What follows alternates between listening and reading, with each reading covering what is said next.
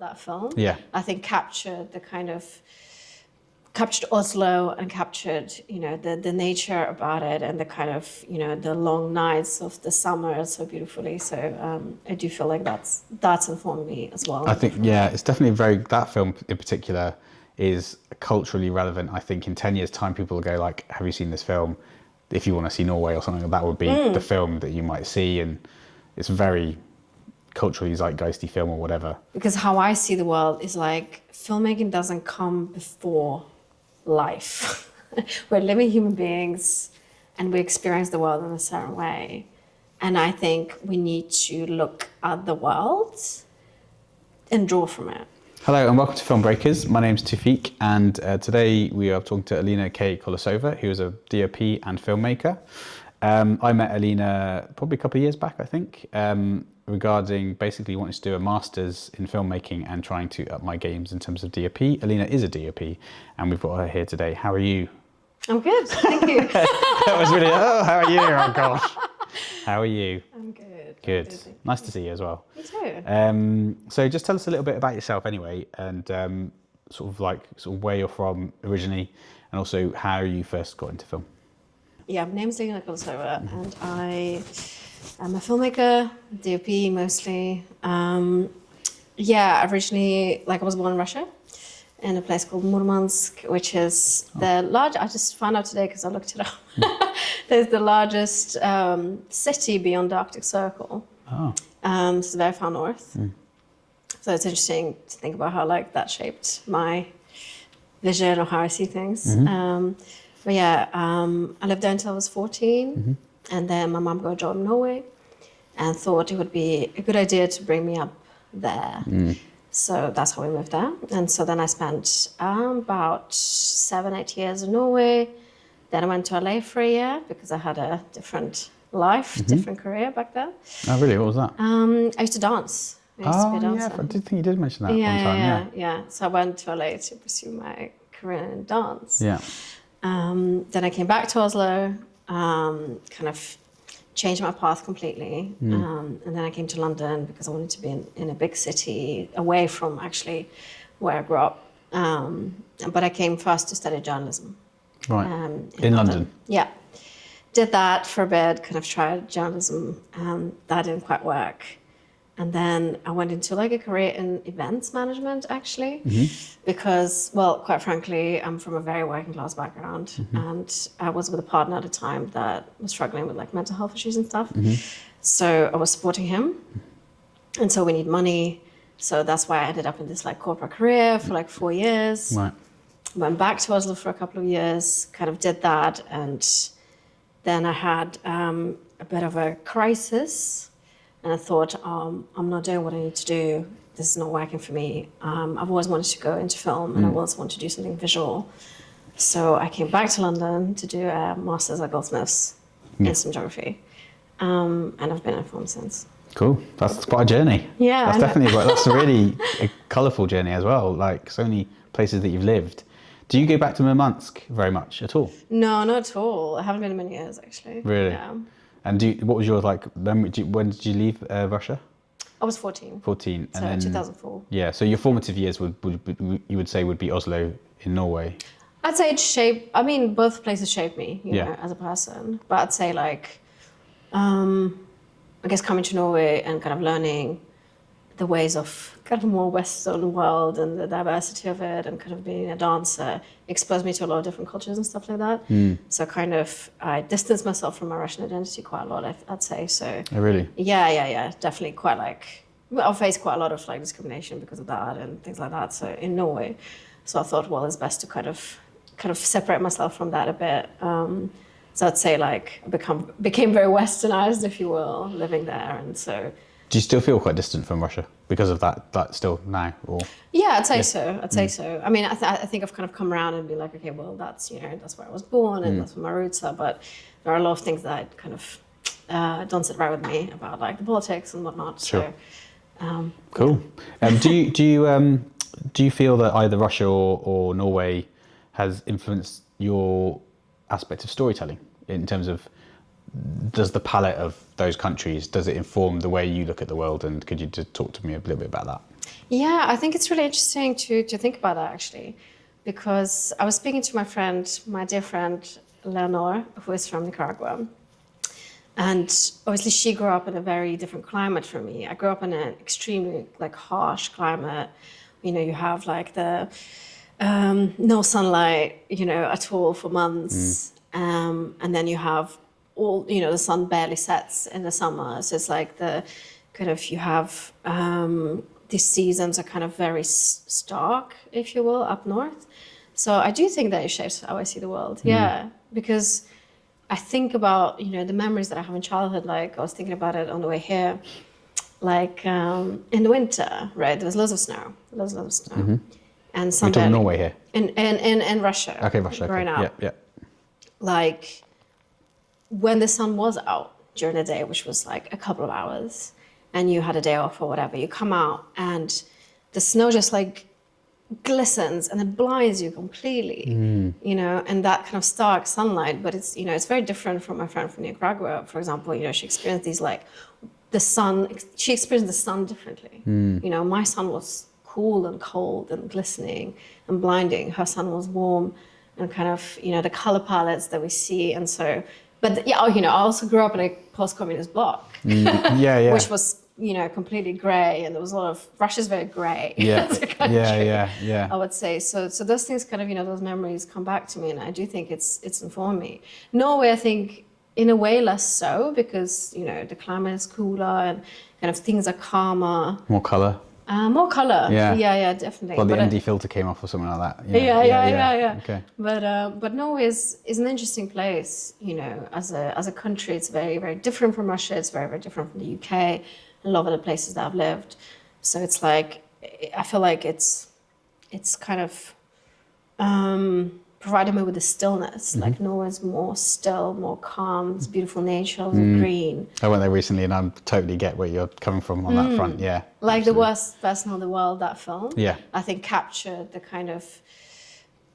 Oslo and captured, you know, the nature about it, and the kind of, you know, the long nights of the summer so beautifully. So I do feel like that's informed me as well. I think, yeah, it's definitely that film in particular is culturally relevant. I think in 10 years' time, people will go like, have you seen this film? If you want to see Norway or something, that would be the film that you might see. And it's very culturally zeitgeisty film or whatever. Interesting you say about the Russian climate though, and when the light blinds you off the reflection of the snow. I mean, the way you paint it, I was like going, oh my God, DOP stuff, yeah, great. But it's, so also dance. So you were always going to be a dancer, but then had film come into your life before dance? Like had film come into your life when you were growing up in Russia or Norway? I'd say not really. Reflecting on it, like, we did watch quite a lot of films growing up, but like we only had the channels that we had like on telly. Like we didn't even have like VHS or DVDs. Like that was very like foreign world to me. So we just watched whatever was on telly. And what it was, you know, a lot of kind of like, what I remember is like a lot of Tom Cruise and a lot of Tom Cruise God forbid. Action, yeah. A lot of samurai films. Nice. So this is television in Russia or Norway? In Russia. Russia, yeah. Sorry, yeah, because my brother is 7.5 years older. So we watched whatever he watched. Yeah. Like I never chose what I would watch. So we watched a lot of action, and like when Kill Bill came out, you know, that was one of the first things I was like, oh my God, this is great. Yeah. You know, but yeah, no, film didn't come into my life until I was here in London when I was studying journalism, really. So, don't want to go too much into it, but as well, but the dance thing, the dance was a discipline, was it ballet? No, it was more like hip hop. Hip hop dance. Or I started like in like dance hall, kind of African Caribbean stuff, and then moved into hip hop and kind of did other things as well. Yeah. It's a big step to go to LA, like to study it, was it? Yeah. Anything from the discipline? I'm thinking it might influence how you deal with the camera department. Yeah, I think dance has helped me, and I think it's kind of like threefold. On the one hand, like I've done a lot of movement in my life, and when you're camera operator, you kind of have to be fit and be able to, you know, move in different ways. So I think that's definitely kind of benefited me. And then the other thing is like I have a lot of empathy for people in front of camera. because I've been in front of camera quite a lot myself. So it's like, I think as a DP, you do actually need to have a relationship with the people in front of the camera. So to, try to bring that onto projects, I guess, because I know how it can be really relentless and intimidating, and you feel like you have to perform, and well, you do have to perform, but you have to be on point, and that's hard. It's a hard job. So hitting your points in a way. Hitting your marks or hitting your points. Hitting your marks and just doing the best possible job, because everyone's looking at you, and it's hard to have all eyes on you. And, you don't get that in the same way with any other, as crew, you don't get that. No. And the third kind of point is like, I feel like I understand movement. So, like when you do, I did a lot of kind of performances in groups. So I understand blocking, and like kind of the stage movements, and it's all a stage, right? Whether you're on a film set or an actual stage. So I think, like I understand movement, and I try to think of it from a movement perspective, not necessarily from camera movement, but how people move within the space. So the dance, also, so with your dance, maybe just, I was wondering if you can elaborate more on the dance aspect. So it was hip hop dancing as such, and you performed on the stages, you've performed like obviously in front of audiences, and I guess, so I kind of reiterating what you're saying about the empathy you must have towards actors when they are trying to move. You feel like you can connect with your actors or your performers more so because of your background, you'd say. Yeah, I think so, yeah. Has your movement helped you with framing? Or knowing where to put the camera as such? Yeah, I think so. Yeah. Yeah. I think if you understand what's happening in front of the camera, you can better inform your decisions of where to place the camera. So I think it's kind of like, maybe I see things kind of quicker, or like I don't second guess myself as much when it comes to like where to place the camera. And maybe I think that is informed by understanding, okay, like this person's going to stand there or there, and like, okay, if they don't hit the mark, I might want to allow space for that. And I don't like to move the camera too much. So okay, where do I place it so that it allows for some fault or error, or for things to be kind of more fluid? That's interesting, actually. It was making me think your ideas of maybe movement also probably inform your shots. So in knowing that, like, say, if you want to get a very tight close-up on an arm extending, for example, and you put the camera there, but knowing you don't want to move the camera, so it reminds me of, I produced a ballet. We did, I was an edit producer in the past, and we did one for Sky Arts called Nureyev and Friends. And when I saw ballet, it was like the main director was saying, yeah, just get the full wide. You want to see the whole expanse of the stage, and then seeing the full body movement of the person go from left to right. And I thought that was interesting, because in my head, as a shooter, like I was, okay, get this section, then get that section, go for the close-ups. Whereas actually, maybe the more simple frame is better for portraying that. And then you can have different cameras and different angles. You say you don't like to move the camera. Yeah. Why is that? In what sense? I don't know. I think it's part of my aesthetic. I was, for a really long time, I was fighting with this, because I was like, oh, is it a good thing to have your own like style as a cinematographer, or is it a good thing to be adaptable? And I think you need to do both. But if you talk about my style, like I actually like a lot of stillness, because I think I don't want to draw attention to the camera. I want to draw attention to what's happening in front of the camera. So for me, it's like a well-placed shot does the job a lot of times better than having to pan and tilt and whatever, do lots of movement. It depends on whatever story you want to tell, right? Of course. It always depends on the story, but I much prefer, like, I much prefer to kind of let things unfold if I can. Or if that, depending on the style, of course, like there's always a conversation, right? But I'm drawn to that. Can you tell us more about your films, actually, like, and also, and then subsequent to that, we'll talk about like how you started camera operating, like, yeah, but actually your films first, like, how would you describe your films and the films you like to make? Any particular films of yours that stand out? I didn't think about this question. Yeah. I think no filmmaker really does, do they? They do the project and they move on. Yeah. And I try not to think about the films I've made, because I can't imagine how many weird films I've made. I've made a lot of really bad films. I think we all do. As we all have, yeah, exactly. I think you have to make some bad films. But I guess the stories that I'm drawn to is kind of like stories that aren't, literal, if you will, stories that make someone think, stories that kind of maybe are open-ended, stories that are queer, women, female-led, just people that I don't see on screen, I think, enough, or anyone that I'm like, oh, you're a normal person, or this is a story about a normal person that's got a normal life that people are able to relate to, but maybe there's something about it that I haven't seen before. So I'm always drawn to that, and I'm drawn to the kind of, I don't want to sound like a wanky filmmaker. That's fine. You can sound like a wanky filmmaker if you want. We're all wanky filmmakers. It's fine. I guess I'm drawn to stories that where There are some really wanky filmmakers though, aren't there? There are some really anyways, wanky filmmakers. anyways, sorry, Karen. But I'm drawn to stories that where I can have the space to create some like poetry in it.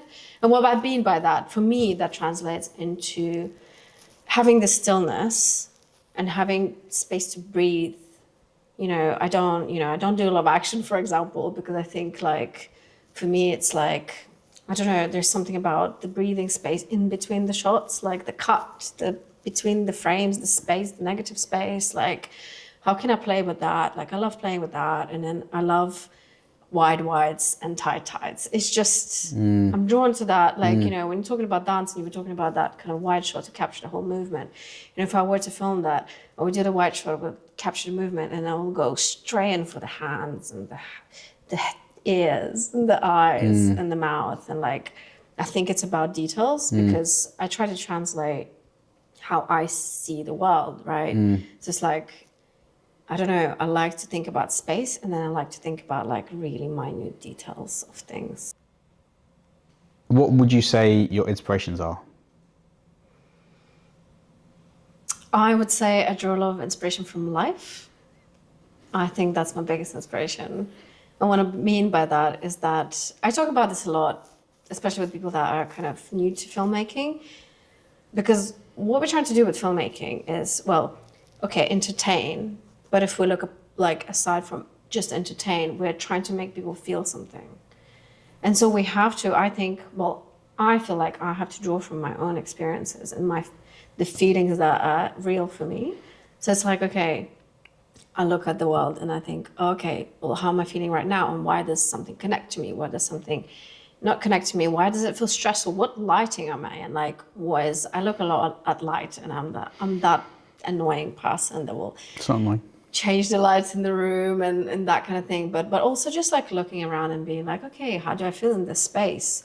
And why do I feel like that? Can I store that in my memory and then recreate that? Because the way that I approach film is like, okay, we need to kind of connect with people in those ways. And so I think I draw a lot of inspiration from life and people and how people behave in the world. But also, obviously I love films, I love photography, I love art, I love a look at the beautiful things. There is this purely aesthetic bit of it that is like, oh, I see something beautiful and I'm drawn to it, but it's so subjective. And I think that's the beauty of it. I think when we go into the space, which I think can very easily happen with filmmaking, when we go into spaces where we try to replicate stuff, that is where we fail. Or it might commercially succeed, but I think we fail ourselves as like the art and the craft of it. I think we have to try something different and fail lots of times to replicate that thing that you try to replicate. But then one time you do, and you have these things in mind, and then you make them, you're like, that is what I wanted to make. It works. Do you feel it's sometimes challenging to be an artist? I don't know if I call myself an artist. It feels, I think we're all kind of, we all are, like, whatever you do, like, I feel very uncomfortable calling myself an artist. I wouldn't even call myself an artist. Yeah, I don't, because I don't think it's about that. It's like, filmmaking is something that I do, and it is a creative thing in the sense that I'm like, my brain is wired in a way that, can kind of go in a million different places, and then I draw from a million different things, and like something happens. But at the same time, it's like, it's something that I do. It's not like, I'm not some sort of like entity that is making vague and weird things. It's like I'm making films, you know, and they're like. But I'm feeling like, I feel like you're a reluctant artist.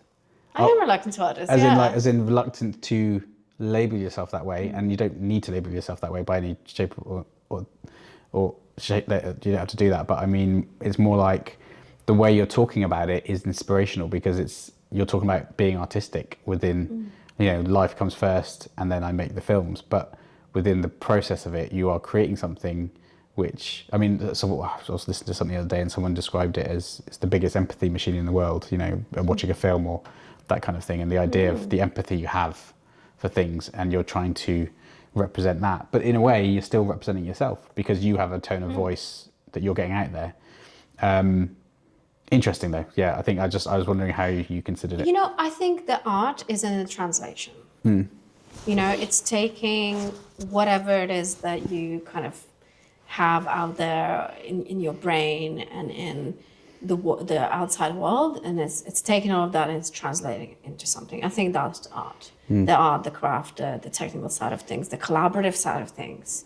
Like filmmaking is not about one person. Like that is, 100%. and that is why I'm so drawn to it as well, because it's like the beauty of the messiness, of the craziness sometimes of all these minds coming together and translating all these different visions into one thing. And sometimes it works and sometimes it doesn't because there's just too many minds and they clash. Yeah. You know, but you try, and it's in the trying and it's in the making that is the art, I think. Because I could talk to you for ages about this, and we could go all around the houses, but I need to stick to the script a little bit. Yes.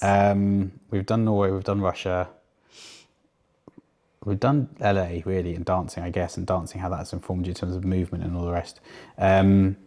What led you to the UK, and why did you want to study at Goldsmiths and do the masters? So what led me back into the UK, because I came here to study journalism the first time. Second time around was a bit of a mental health crisis, actually, where I just thought like I just didn't have any sense of purpose. I was really miserable, and I wanted to do something for myself, because I've thought of cinematography before and I abandoned that to make money and whatnot. And was that a fear to not pursue it at the time, was it? Yeah, definitely. I didn't have any self-esteem. Like I didn't know how to go about it. Didn't really know fully what I wanted. I wanted to make documentaries, and I loved photography. So I was like, oh, maybe cinematography is a good idea. But yeah, I didn't go into it until like 3-4 years later down the line. But yeah, so it was like, okay, what concrete step can I take that would put me in that space like fully? You know, and obviously I invested money and doing this MA, but it was a good choice, I think, because it did do that. It did put me in that space completely, and it was all consuming and all these things, and I learned loads. And I've not done anything else since. No, yeah, and you love it in a way. Yeah. One thing I was going to ask you was, what was the one takeaway that you really enjoyed for the masters at Goldsmiths? What did you take away? Because one thing, I think I've just finished it, and I think my learning on light has gone up. Like I'd say how light falls off, you know, the quality of light, that kind of stuff. That I didn't know that before. And was there any particular takeaways you had that you were like, oh, that's my light bulb moment for yourself? I'd say there was a lot of like practical learning. I can't think of something right now, but what I did take away, which isn't practical, it was actually my cinematography tutor, Jerry, used to say, what's the story? Like all the time. And it used to annoy us then. But now I find myself saying this to people all the time. I say, but what's the story? What's the story? Because people deviate from the story all the time. But you know, is that's that shot worth it? That kind of thing. Is what we're doing right now serving the story, or do we want to just do a cool shot or a cool thing? Which there's nothing wrong with that. But I am very focused on story first, and there is something wrong with that. It wastes time and money. I'll tell you, that's what it is. It does. It Bloody does. hell. And those shots never ended. Can we get that shot in? No, director, you can't. Actually, those shots also never ended. We want to go end up in the edit. Yeah, exactly. They never make it to the edit. No, that'd be a nice shot to have. Yeah, not if it takes 2 hours, mate. Do you know what I mean? Calm down. Like, yeah, I know what you mean. what's the story is a really interesting thing, because mine has always been coming from TV background, was what's the message? So very similar, sort of like, but what's the message? What's the messaging that's coming across by the whole? And I think that's kind of key. So that's really nice to hear. One thing I wanted to ask you was about preserving mental health in the industry, because I think one thing I remember, you helped me with like some guidance and stuff like that with seeing examples of your portfolio and stuff like that. And I noticed that there was a page on mental health, and that was quite important to highlight, I think, for you. How important is mental health and preserving your mental health when working in this industry or getting into the industry? It's as important as anything else. Like it's one of the most important things, because it's like your health is what you have. Like, and I cannot emphasize this enough for myself and like for other people I talk to. Is like, you come first. Like, your films cannot come before yourself and your health. And mental health is a huge part of health. Actually, mental health influences physical health in a way bigger way than we might think, you know, based on the symptoms or whatnot. But so I think it's super important. And this industry is really crazy, to be honest. You know, when I talk to people outside of the film industry, you know, they have a 9 to 5 or not, like we have a 9 to 9 or whatever. It's a tough industry to be in. And I think now there is way more emphasis, you know, on mental health and kind of supporting people and stuff like that. But I still hear loads of really terrible stories about, you know, discrimination and you know, and people not really caring about like physical health or safety and things like that. Like, so you have to be able to take care of yourself, because actually no one's going to do that for you. So yeah, I'm a huge advocate for that. Like, take care of yourself first, and then you can step onto film sets. And like, I've had seizures as a result of being on film sets and being that stressed out. I'm sorry. So like, thank you. Before I kind of learned that, you know, actually that's not sustainable, right? Yeah. Are there any touchstones or inspirations in terms of film or filmmakers that inspired you growing up and also kind of pushed you towards going towards film? So I had this moment when I was, couple of moments. So one moment when I was studying journalism, and as a result of studying journalism, I watched a lot of kind of documentaries, and I instantly was like, this is a love. And around that time, The Act of Killing came out. Have you seen it? I have heard of it. Joshua Oppenheimer. 100% recommend watching that film. It's a very hard watch. It's not an easy film to watch. But it's done brilliantly, and you know, it has recreation in it in a way that I haven't seen before. It's not new. Joshua Oppenheimer is not the first person to do that, obviously. But I think he did it in a way that, you know, I thought was brilliant, and told the story in a way that, you know, got him that Oscar nomination and stuff like that. What's The Act of Killing about, essentially? The Act of Killing is about the genocide in Indonesia. And so what he did was, he spent, I think, 7 years there. And I spoke to him actually after I'd watched it, because I was like, I'm going to speak to this filmmaker because it is incredible. I think he spent about 7 years there, back and forth, trying to figure out how to tell the story about genocide. And what he ended up doing was speak to the killers and get the killers to recreate the killings in the form of like they were making a movie, an action movie. That's crazy. It's crazy, you know, and the amount of kind of, I want to say, courage and risk-taking, you know, filmmaking, I think is a lot about risk, but that's like, there's a lot of risk involved in kind of doing that kind of work, and risk with the story as well, because it took them many years to actually come to this kind of method, but it told the story in the, you know, in the best possible way, I think.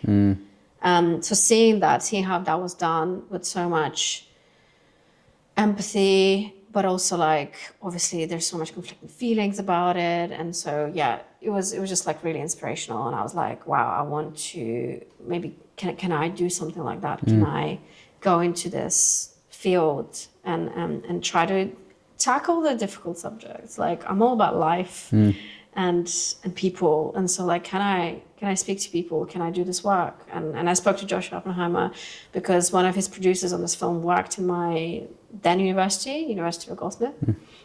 spoke to him, and he put me in touch with Joshua, and it was like, he's this incredible person. So, Nice. That was the moment where I was like, I want to do film, or like I want to do documentaries. That was what it was at the time.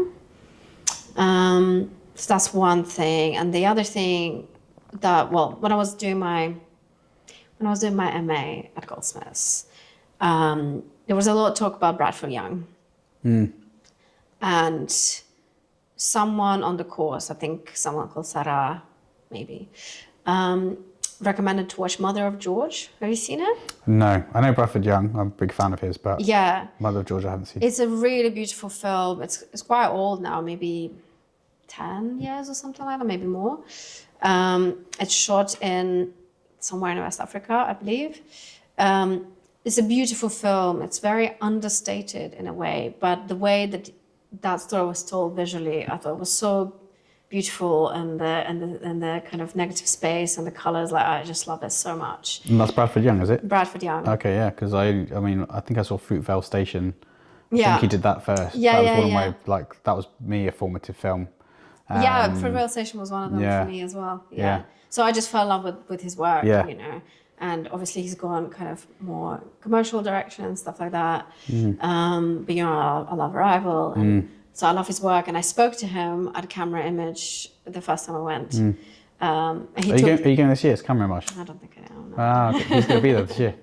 Of Yeah, course he is. I'm going. My friend. Yeah, so I'll go and try and flirt with him. Yeah. Yeah, yeah. He's great. Yeah, yeah. And his approach to filmmaking, I think, has influenced me quite a lot, because he talks about this a lot. He talks about, you know, being informed and coming from a place of, you know, telling stories for the right reasons and from the right place. And I really respect that. And obviously he's so skilled at what he does. What would you say to young filmmakers trying to break into the industry? What would you recommend that they do? It's not something I can condense. Okay, I'll try to condense. So I would say have a life outside of filmmaking. Experience life. Don't go straight into filmmaking.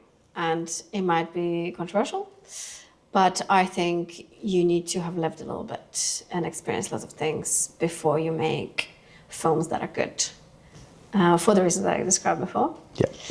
And I would say diversify, learn different skills.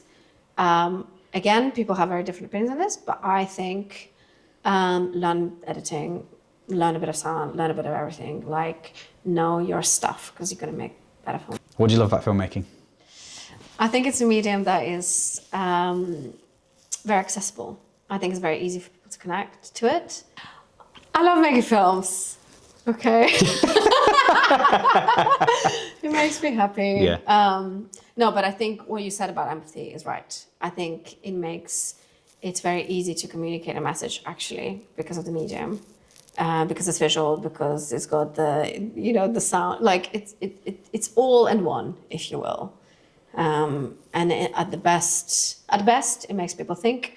At worst, it communicates the wrong messages. But we try to do our best to communicate the right messages and promote empathy and get people to think, and create a better world, I guess, is what I'm here for. And you'll be doing it very well into the future, and I'm sure that our journey together hopefully will extend further as well. Absolutely. Thanks for your time.